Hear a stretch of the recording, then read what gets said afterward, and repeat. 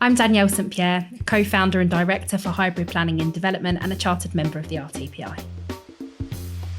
From Ackroyd Lowry, I'm Oliver Lowry. And I'm John Ackroyd. And this is Urban Forecast, the show where we talk to the people defining the future of our cities. We discuss their background, what drives them, and the insights they've learned along the way. This is a podcast for anyone who's interested in how we live, work or play in the cities of the future and what that means for the built environment today.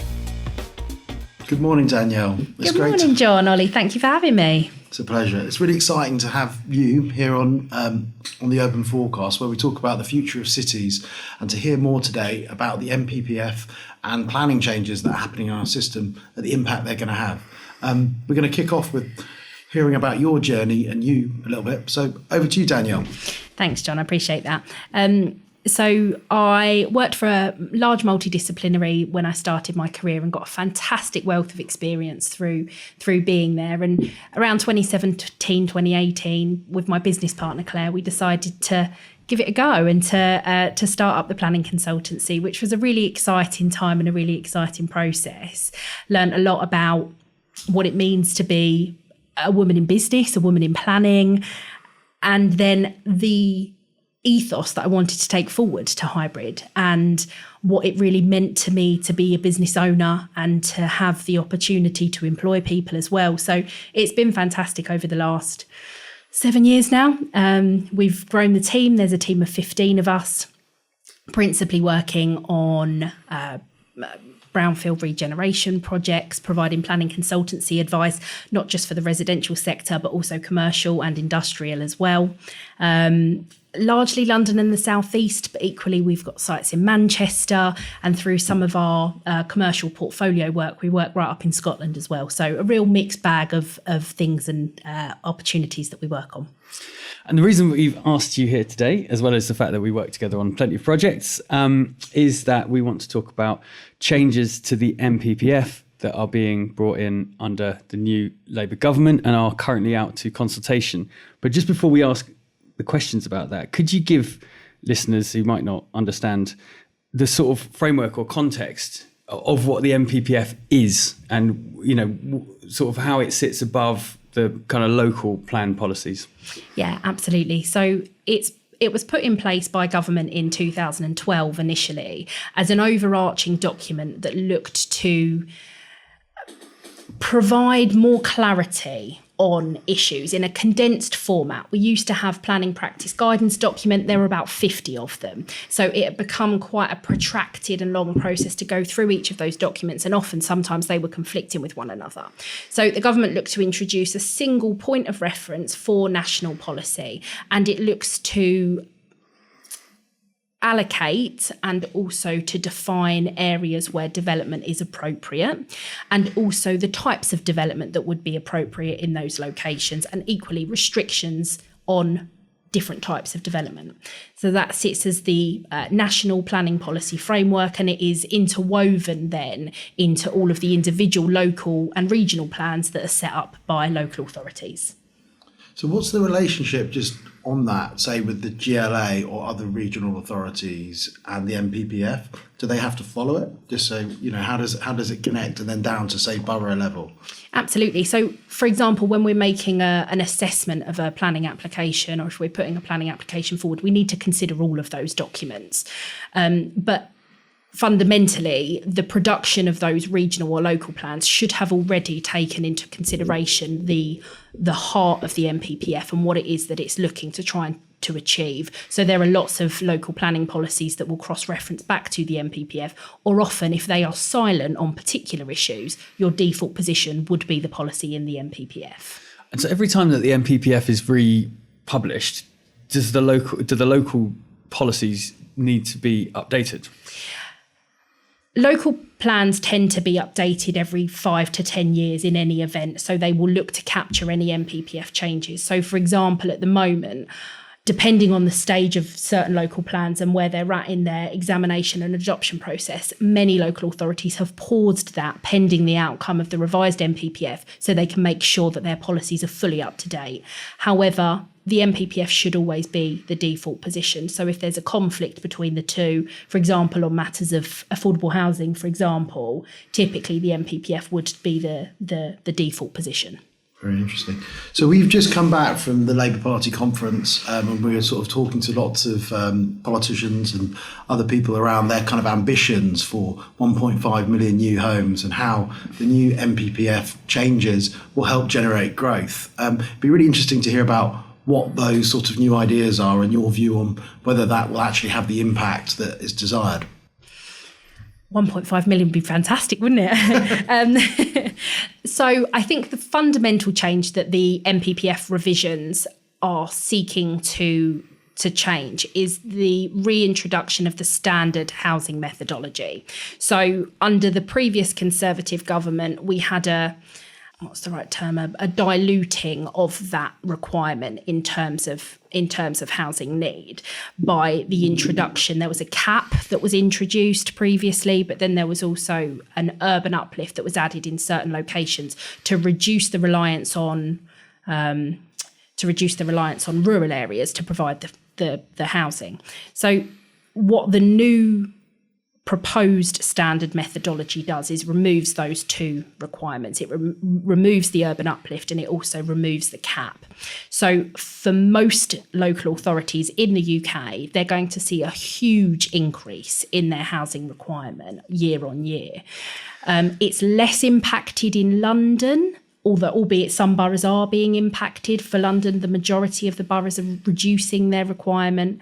But for most other areas, there's a huge increase in the demand. So this is, the sort of the headlines following on from the release for consultation of this new NPPF is like targets are back. Yeah. So that's essentially through those two things of getting rid of the ability to not hit certain kind of methodology.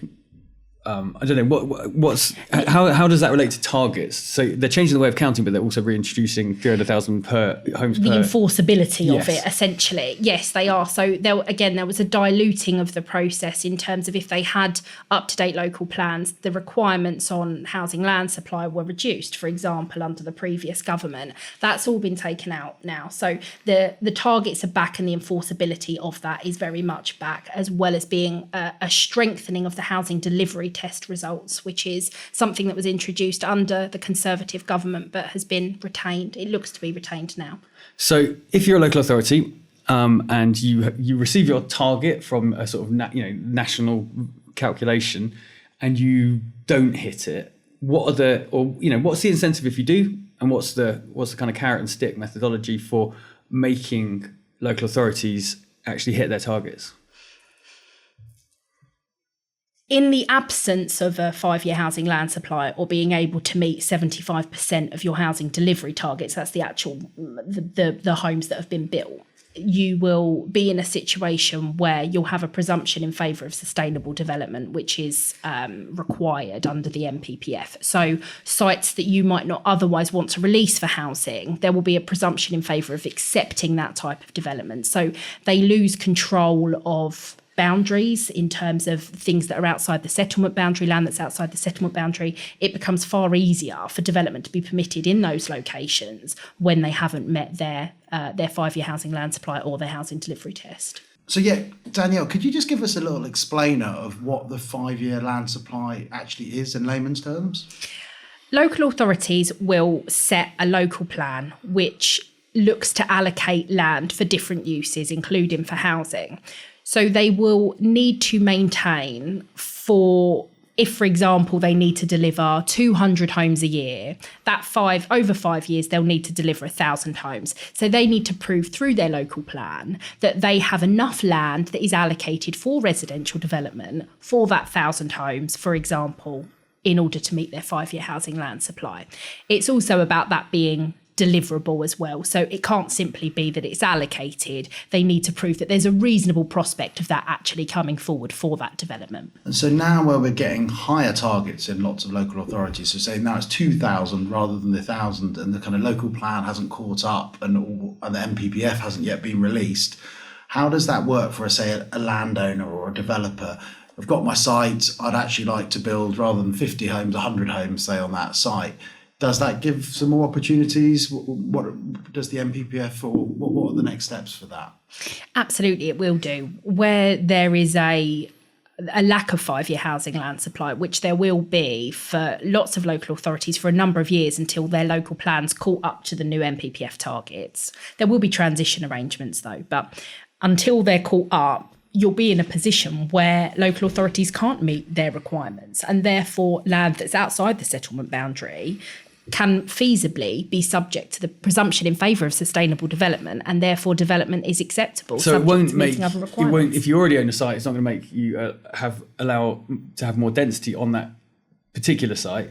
It will instead bring into play additional sites that might not otherwise be developable. Yeah, exactly. There's a separate proposal that the government have introduced that is looking at density, which is the new Brownfield passports, but that doesn't look like it would necessarily be applicable to greenfield sites or sites that are not otherwise currently developed. So there should be at the moment the possibility of people looking at the country and going, where is there this sudden dissonance between where housing targets have gone up and there's no chance of the local plan being updated in time or even reasonably ever to be able to meet I'm talking about kind of outer London boroughs. So oddly, in central London boroughs, the targets are going down and the allocation's already there. So that's sort of another oddity of it. But there must be plenty of local authorities where developers should be looking at going, wow, I should be optioning up lots of sites here because there's no possibility of the 5-year housing targets being met. Absolutely. As part of the new NPPF consultation, the government actually produced an Excel spreadsheet which has for each, and it's broken down by region and also by local authority, to show the current housing targets under the existing methodology versus the proposed housing targets. It makes for very interesting reading. But there are a number of local authorities and the discrepancy there is massive. So it makes for good reading.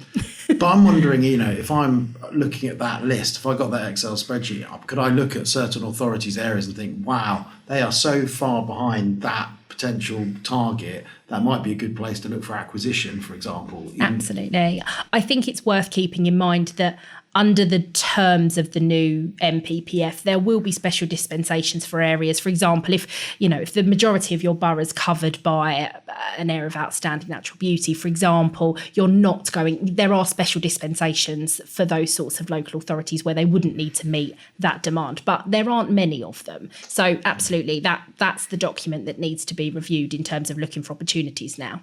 One of the challenges I see is that you've kind of, the government wants to put the accelerator on growth through 1.5 million homes. That'll benefit the economy, sustainable homes, etc. But at the same time, there's more and more regulation being laid on top. So the brakes are being put on. So there's a sort of slight danger that we kind of stutter, we stall because we try and meet these targets, but then actually layers and layers of new regulation. So it'd be interesting to hear from you a bit about what is the new NPPF and will that just create more stifle, or will that help actually really achieve these ambitious targets? I think the difficulty is it's requiring additional housing, but it's not providing any special dispensation, like you say, to not even necessarily to get around the regulations, but to have some of the regulations stripped back so that they can be dealt with later. What we need to do is we need to be able to get planning permissions and sites to be able to be allocated without there being quite as much information required, for example, to get through a planning application. There's never been more document requirements than there is today, whether it be from biodiversity net gain, fire, for example. There are a huge amount of documents that are required now to get this application determined. If some of that could be not necessarily removed because those documents are necessary, but put to a later stage of the process, for example, at building control stage, which is where it's at before, I think that it would free up planners to be able to make more in-principle decisions about land and about the actual crux of what it is that we're doing as planners, which is deciding where development should be located. If that could happen, I think that it would speed the process up massively and would allow for a lot more housing to be delivered because it moves the requirements to later on. One of the announcements of the Labour Party conference was this new idea of a Brownfield passport. And is that, I suppose, the idea of that is that it's trying to do that. Yeah. It's trying to give certain sites an in principle yes without a huge amount of information being provided up front. Can you let us know so far what the announcement contains and how you think it will end up working? Yeah, absolutely. So it only came out a couple of weeks ago, but it's looking to do just that. It's looking to strip back some of the other requirements and say, yes, this land is suitable for housing. And it gives developers then more certainty that when they're purchasing something or optioning something up, they're dealing with the detail of it as opposed to dealing with the principle of it, which removes so much uncertainty. So I think it's, in principle, on the face of it, it looks like a really good opportunity. I just wonder how specifically they're going to deal with the mechanics of all of it. There's talk of expanding local development orders, which historically haven't been used a great deal, but there's a huge potential because it allocates a site and it allocates land, and then you just pick off small parcels of it. That would be a great way of doing it.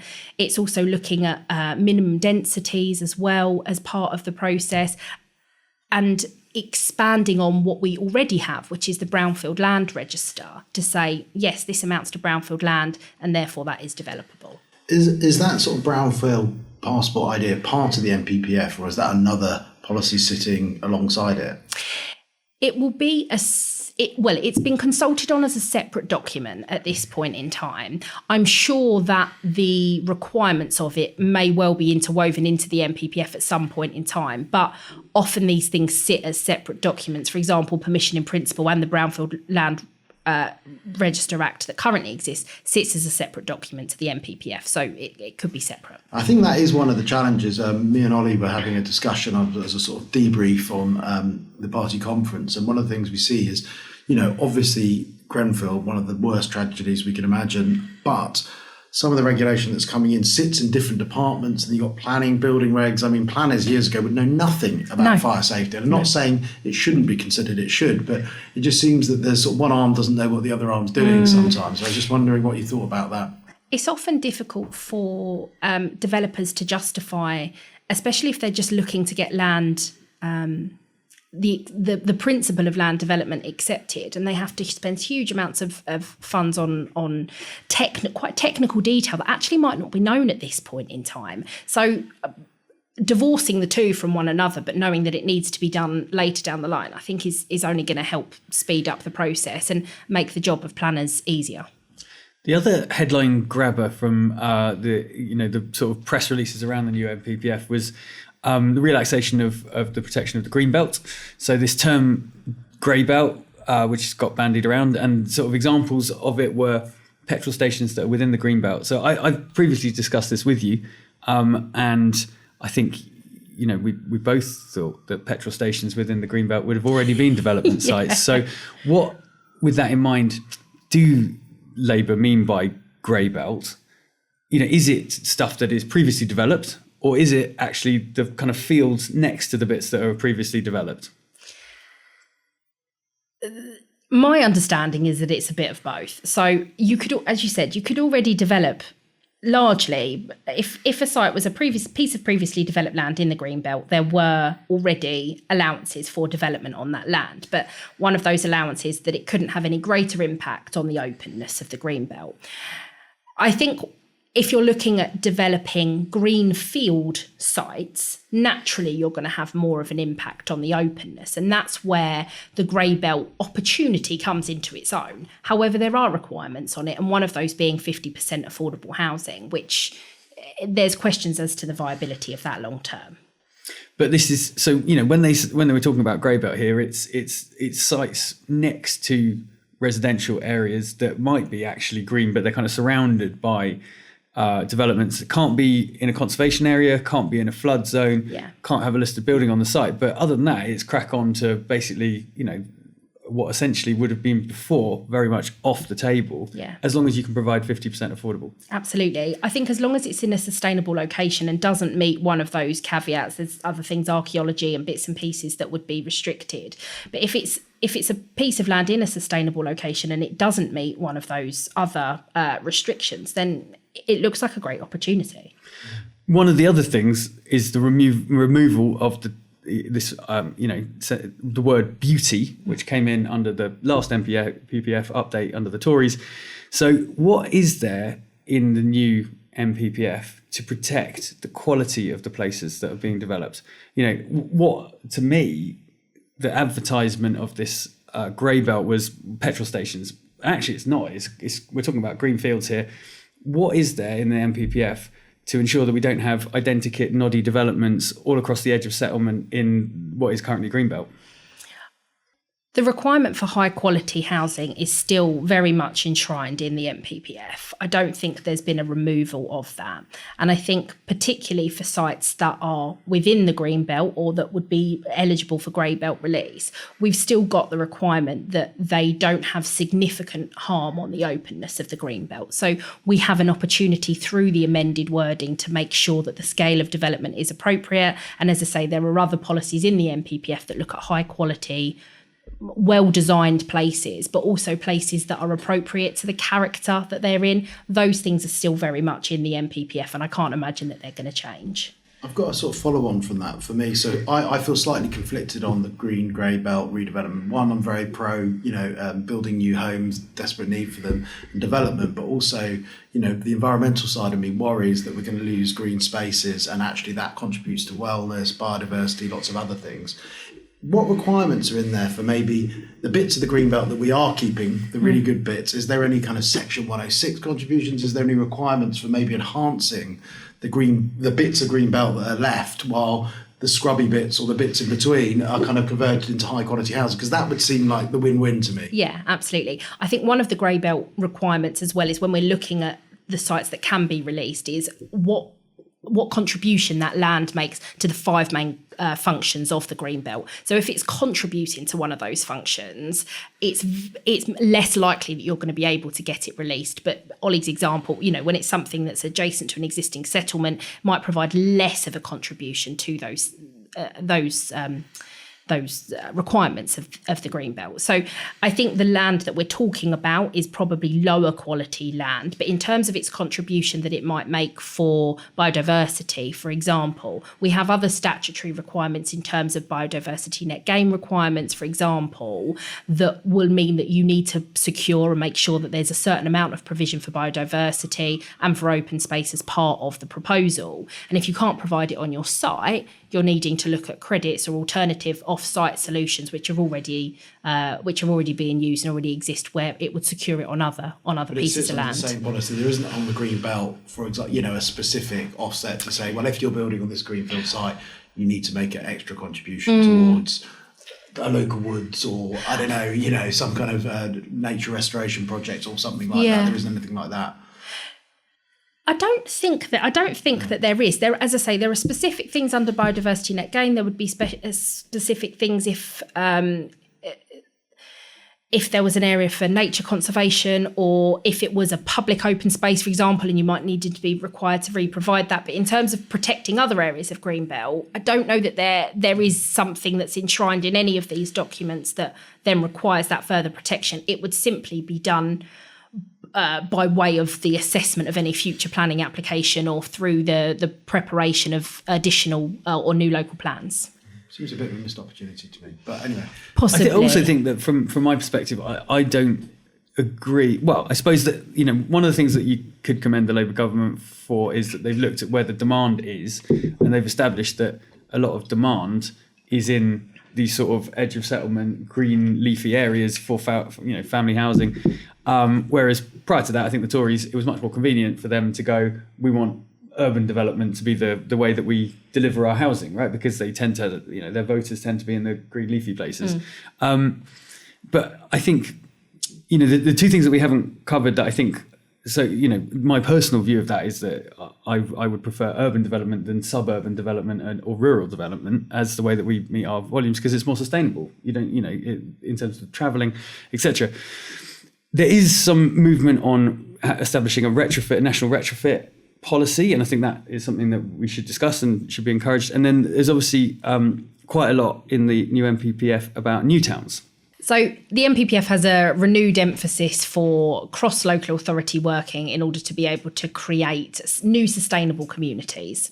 And off the back of that, there's a new task force that's been set up by the government that are looking to produce a short list of recommended sites to essentially produce new towns that are each going to have 10,000 new homes as a minimum, with a 40% requirement for affordable housing. So that task force has started working on that now, I believe, with the idea that within 12 months we'll have a recommended list of where those sites might be, and then they can start the process of getting them allocated and ready to go. But it's expected to be a mixture of greenfield development, but also some sustainable urban extensions.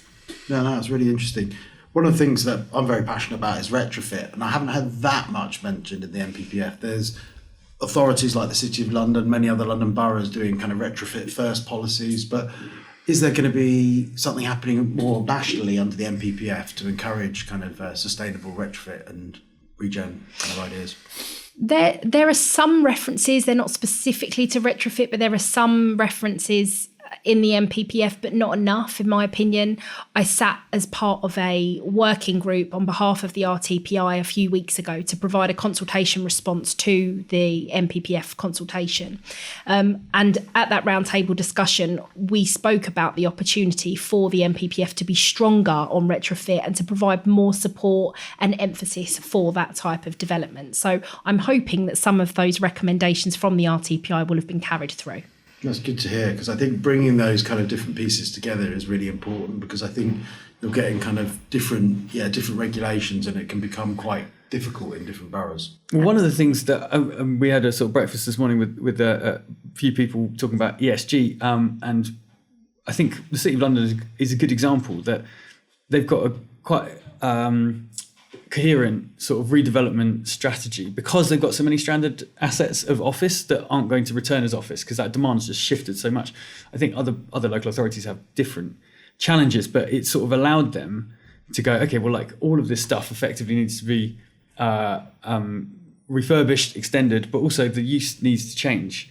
And what other people have found is that borough to borough, the sort of marketing requirements in terms of changing use is very different. And that can be a real block on, a lot of assets now across the market need to be changed from office into other uses. That the world's not going to come back as it was, but I think a lot of local authorities have been slow to update their policies to recognise this. So you still got to show very specific and lengthy marketing for things that are clearly never going to come back. No. Is there anything to encourage that to be made more consistent?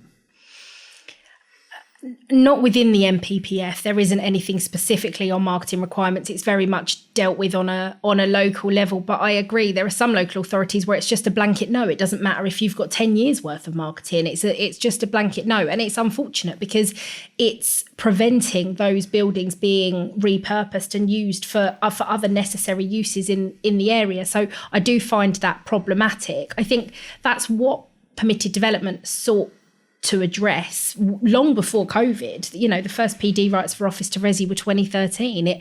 It understood what the problem was going to be, and whether it did it in the right or the wrong way, I think that as it's evolved, the permitted development rights have evolved over time. They're actually resulting in fairly good products now. You've got minimum standards for sizing, you've got minimum standards for daylight and sunlight, for example. You're getting good quality housing off of the back of some of these PD schemes, but local authorities, particularly London authorities, as a general rule, have put a blanket Article 4 direction over these, when actually I don't know that was the right approach, because there are lots of buildings where it would benefit from being able to utilise this PD right. Certain boroughs haven't brought the Article 4 in because they, I think, can see that this is a useful way of being able to hit their targets, and also then they can kind of manage it rather than just saying no. But I do think it's a bit unfortunate. It's too restrictive. I think there needs to be some sort of conjoining of like a planning application and a PD. You're often doing the PD first and then adding stuff on top. And we are definitely seeing, since the rules changed, I think under the last NPPF change to make more buildings eligible, we're definitely seeing a return of PD. Yeah. Removing that size requirement that we had for a couple of years. We had the 1,500 square metre size restriction, and that's gone now. And there's all sorts of other classes, ZA, the demolition rebuild. There's lots of classes that we can use. But like you say, as part of a well-devised planning strategy that then looks at extending or enhancing the building as part of a planning application, it works fantastically well. And I think it should be opened up to say, okay, PD now, or change of use under certain, conditions, can be applied not just to residential. Like there's other forms of living. Like why not co-living? Why not short stay hotel? Whatever, emergency housing. There's plenty. I think you've got to be very careful that you don't go back to the bad old days of PD, terrible conversions. So embrace it and make sure that the quality is there. But actually, it gets around these mad sort of marketing requirements. Concerns, flexibility there, and I do think it will promote retrofit. And it's retrofit first. You can't do it if there's no building there. Well, except for ZA. But, no, I completely agree with you. We get asked all the time whether we can, convert these things into HMOs or to student accommodation or what have you. So the ability to be able to use it more broadly, I think, is helpful, because you've already got the ability to change between commercial uses. So what's really the difference between them being able to change to a hotel or otherwise? Quite a lot of terminology being used here. So can I just ask for a couple more sorry. explainers? So just so ZA and the different types of PD and Article 4 directions, what they are and how councils use them would be really useful, just to have a glossary of those terms. Sorry. So an Article 4 direction is a restriction that's put in place on a local authority by local authority basis that looks to remove certain types of permitted development. They have to be specific to the class of permitted development, so it's not a one catch-all situation. It has to be specific, and it has to be area specific. But for a lot of local authorities, it's a blanket ban across the borough. And how do they go through a process of doing that? Because it sort of contravenes, the national government says we're making permitted development to allow X, Y and Z to happen. Then immediately, I don't know, I've recently been doing projects in Camden, it's got a blanket ban on basements unless you meet, certain things. So how does a Camden or any other authority apply for that? Will they immediately stick them on? Is it a legal process? It's a process of going to the Secretary of State and making a submission and saying, this is the reason that we don't think that this permitted development right should exist in our borough, or we want people to come in for a planning application instead. And they'll make that case, and then they'll come back either accepting it or accepting it subject to amendments. That's really helpful. And then, so the different types of PD, ZA. Oh, we'd be here all day. I know, just a couple, we don't need to necessarily all, but it just helps. No, otherwise people mention these things and they don't actually know what they mean. ZA is a really helpful one, and it doesn't get used that often, but it allows you to demolish an existing either light industrial or office building and build back a building that was 2 stories taller than the original. So if you had a 3-story office building, then you could put back a 5-story residential building in its place, which for a lot of the older office stock where it's difficult to convert or it's got really deep footprints or whatever it might be, ZA works fantastically. It doesn't go so well with the retrofit policies, but there are often examples, like I say, when the footprint doesn't work or, the building might be dilapidated. It has some caveats, so you can't go above a certain height, can you? Yeah, it's 18 metres is the total height. So that's the average 6-storey building, isn't it? And then 1,000 square metres on the footprint. Why is it called ZA? Is that just is that any meaning, or is it just one of those? Just they ran to out keep, of letters. because they ran out of letters just to keep me busy. I think remembering all the letters. MA is another interesting MA, one. there's still so M MA's as well. 2-storey upwards extension on top of existing buildings, so that's quite. AA. Oh, is that AA? Sorry, what's MA? MA is the change of use, the commercial Class E change of use. Yeah. And then AA is upwards extension. AA is an upwards extension, but also AB, AC and AD are also upwards extensions. So on the same theme, MMA, so when you go back for a material amendment, so this has been a problem on a lot of our projects. As we've seen kind of regulatory requirements get heavier, you find that the planning application you got 2 years earlier, for example, no longer is relevant for certain things. You might have to put more vents in, you might have to change things, and you go back to planning 2-3 times for amendments. And I believe there's some kind of softening of that to try and encourage development. Is that right? Yes, so this was something that was consulted on under the previous government, but looks like it's being carried through and we're expecting it shortly. The terminology is Section 73B, which is a material amendment to the permission, but it removes the requirement for it to be minor. So I think that's really helpful because, like you said, often you've got planning permissions that are no longer fire compliant, or there could be lots of different reasons that those permissions don't work anymore. And it allows you to make probably fairly whole-scale changes to those permissions, as long as it's within the spirit of the original consent. And I think it's going to be fantastic, because over the years, various High Court cases have made the ability to be able to amend planning permissions more and more and more difficult. And this is giving some more flexibility back. And when does that come into play? We were hoping the end of October, but hopefully soon. I've been saying October this year for a while, but it's now October this year and it's still not here. I know. We thought it would be as part of the autumn statement, so fingers crossed. Okay. And with the NPPF, when does that likely come into force, the new version? Originally, they also said end of October, around the autumn statement, but there is discussion now about it being pushed back to January. Okay. It might be where they're trying to dovetail it with some of the details of the Brownfield passports, because the consultation for that didn't actually start until much later. So they might be trying to tie the two together, possibly, which might be why it's January. So can I put you on the spot? With all these different kind of myriad of policies and the NPPF, do you think the 1.5 million homes that the Labour government are proposing are realistically going to be built in the next Parliament? Frankly, no, I don't. I think that they're going in the right direction, though. I think it's going to improve.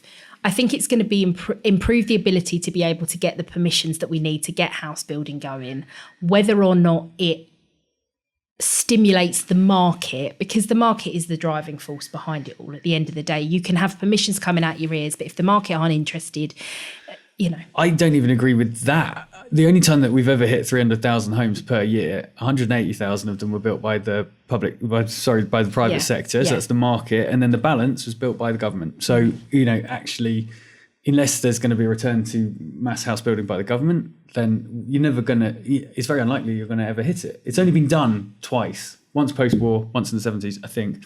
Both times, almost half was being done by the public sector, on top of the private sector is quite consistent. 180 to 200,000 homes per year is sort of where we generally are. I think at the moment it'll be like 160 because it's gone down. But it's, even in badges, it's not massively varying.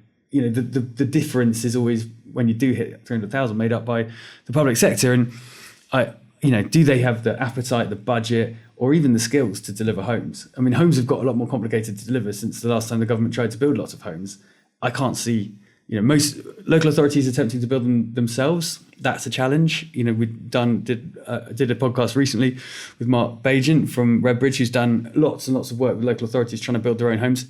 There's a challenge. There's a big lag between when you want to start doing it and when you eventually get homes, because you've got to build a team, educate them, work out public-private partnerships.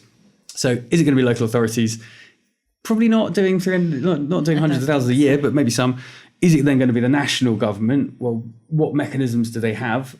Or is it going to be via the local authority? By the housing associations? There's another way that you could do it. They've got their own problems. They've got cladding. They've got damp. They've got, so you've got quite a lot of sort of cul-de-sacs there. And the private sector is the one that's sort of got the most ability. So how do you stimulate that the most? Is it planning only?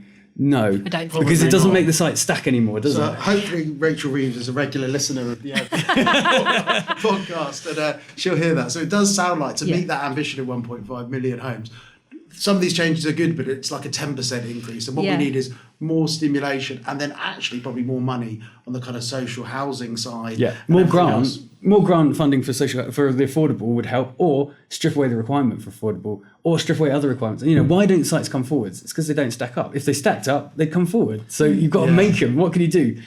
You can't change the fire safety laws anymore.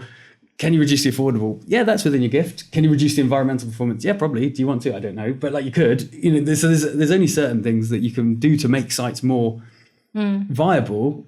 Affordable housing, grant, or strip away some regulations. So these regulation things, the NPPF kind of changes are positive. That's good, but we need more stimulation as probably to get to those targets. I think so, and those are a more difficult thing to challenge. Often planning becomes the scapegoat for all of these, for all of the world's problems, unfortunately.